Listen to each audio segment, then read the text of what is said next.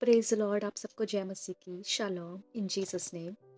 तो आज हम बात करेंगे प्रार्थना की। एक घटना जो बताई गई है बाइबल में, लूका रचित सुसमाचार अध्याय 8 में इस तरह से बताया गया है कि एक व्यक्ति था जो कि दुष्ट आत्मा से बहुत ही बुरी तरह से ग्रसित था।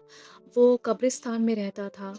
वो अपने आप को ज़ख्मी कर देता था। उसके तन पे कपड़े नहीं होते थे। वो इतना ज़्यादा बुरी हालत में था और वो ज़ंजीरें भी तोड़ देता था जब उसको लोग बाँधते थे। बहुत ही ज़्यादा पोसेस था। वो बहुत ही दुष्ट आत्मा से घिरा हुआ था।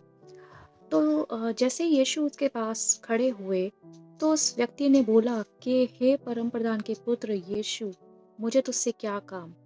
यानी कि ये जो इंसान था, वो किसी से बात नहीं करता था, अपने आप को घायल करता था, मारता था, कूटता था, अपने में ही रहता था। और इसने इसके अंदर से होकर जो आवाज़ आती है, यानी कि वो आत्मा बोल रही है कि तुझे मुझसे क्या काम? और यहाँ पे ये विनती करता है इंसान कि मुझे जाने दे, यानी मुझ पर पीड़ा मत दे, मुझे छोड़ दे। उसके बाद आगे बढ़ते हुए हम देखते हैं तो लिखा है कि यीशु मसीह ने पूछा कि तुम्हारा नाम क्या है?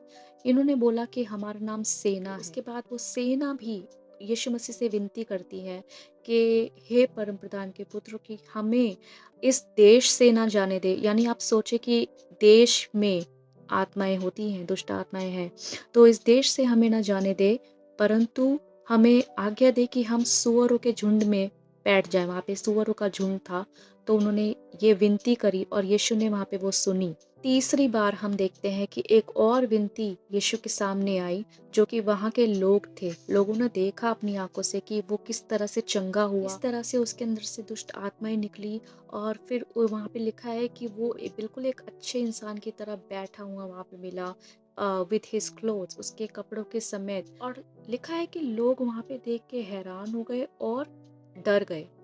और फिर वहाँ के लोगों ने उनसे यीशु से विनती की कि यहाँ से चले जाइए। सोचिए वो उस इंसान को, उस परमेश्वर को अपने देश से भेज रहे हैं जिन्होंने वहाँ पे इतने बड़े इवेंट को किया, इतनी बड़ी बात वहाँ पे की। उसके बाद हम आगे देखते हैं कि जो ये लड़का था, फिर उसने विनती की कि हे प्रभु, क्योंकि तूने मुझे चंगा किया है, मैं तो तेरा भक्त बनना चाहता हूँ, मैं तेरा चेला बनना चाहता हूँ एंड प्लीज़ मुझे अपने साथ हो लेने दे, मैं तेरे साथ रहना चाहता हूँ। यीशु ने वहाँ पे क्या किया? यीशु ने तीनों की तीनों प्रार्थना सुनी, लेकिन ये चौथी प्रार्थना यीशु ने स्वीकार नहीं की। यीशु ने वहाँ पे उत्तर दिया कि अपने घर लौट जा और लोगों से बता दे कि परमेश्वर ने तेरे लिए कैसे-कैसे बड़े काम किए हैं। वह जाकर सारे नगर में प्रचार करने लगा कि यीशु ने मेरे लिए कैसे बड़े-बड़े काम किए हैं। यानी इस घटना में जो हुआ, यीशु मसीह ने सारी प्रार्थनाएँ स्वीकार की, सारी सारी विनती स्वीकार की, पर एक चंगे भले जो जो इंसान हुआ था, उसकी प्रार्थना स्वीकार नहीं की। तो यहाँ पे मैं आपको ये बताना चाहती हूँ कि समटाइम्स कभी-कभी ऐसा होता है कि हमें लगता है कि हमारी प्रार्थना सुनी नहीं जा रही है। पर यीशु मसीह का मकसद था, यीशु ने उसके पीछे रीज़न बताया कि तुझे वहीं पे रहना है ताकि लोग तुझे देखें और तू गवाह बन के लोगों के बीच में खड़ा हो कि परमेश्वर ने तेरे लिए कितना बड़ा काम किया है और उसने वो किया। तो देखिए मनुष्य इसीलिए बचाए जाते हैं। हम जो नया जन्म पाए हुए लोग हैं, हमारा जो उद्धार हुआ है, हम जो लोग विश्वासी हैं, वो इसीलिए बचाए जाते हैं कि हम दूसरों के लिए गवाही बने कि परमेश्वर ने हमारे जीवनों को बदला है। परमेश्वर ने जिस काम के लिए आपको इस धरती पर रखा है, वो आपका प्रायोरिटी होना चाहिए, वो आपका फर्स्ट थिंग होना चाहिए, प्रथम स्थान आपको उसको देना है। तो ये है यीशु मसीह की आज्ञा का पालन करना। इस लड़के ने वो किया और देखिए जो ये आज्ञा का पालन नहीं करते हैं, तो ये तो परमेश्वर की इच्छा में है ही नहीं। प्रभु ने हमें आज्ञा दी है, जितने लोग परमेश्वर की इच्छा अनुसार चलते हैं, उनके जीवन में सारे वो वायदे पूरे होते हैं, क्योंकि वो तो कहता है कि मैं तुम्हारे मांगने से पहले जानता हूँ कि तुम्हें किस चीज़ की आवश्यकता है, किस चीज़ की नीड है तुम्हें।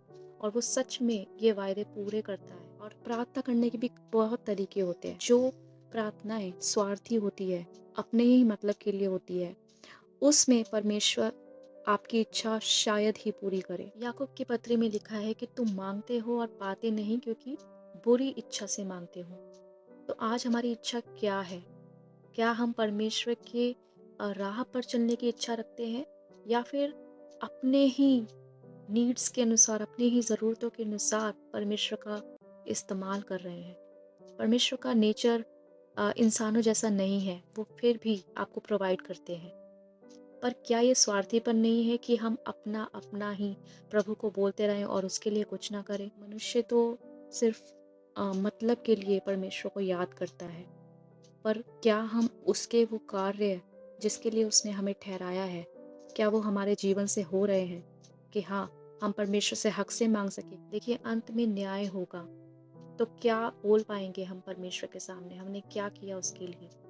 क्योंकि आप जितने लोग यीशु मसीह को जानते हैं, जितने लोग बाइबल को जानते हैं, वो ये भी जानते होंगे कि अंत में न्याय होगा और प्रभु ये देखेगा कि और वो आज भी ये देख रहा है कि ये इंसान बचाया गया, इसने छुटकारा पा लिया, इसने उद्धार पा लिया, तो क्या ये औरों को बता रहा है उस राह के बारे में? क्या इसने भी लोगों को छुटकारे का रास्ता बताया?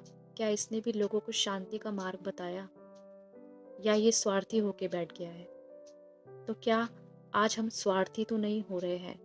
हम अपनी तरफ झाँकें, हम अपनी तरफ देखें कि हमारे अंदर क्या कमी है, क्योंकि कोई भी परफेक्ट नहीं है, कोई भी सिद्ध नहीं है, सिर्फ उसके अलावा। Only the god is perfect, there is no one who is perfect. तो शायद आज हमारे अंदर अगर ये कमी पाई जाती है, तो हमें इसको सुधारना है और परमेश्वर के सामने एक अच्छे बेटे और बेटी बन के उसके सामने न्याय के दिन खड़ा होना है, ताकि वो आपको स्वर्ग का अधिकारी बनाए। सबको प्रभु यीशु मसीह में सलाम। जय मसीह की।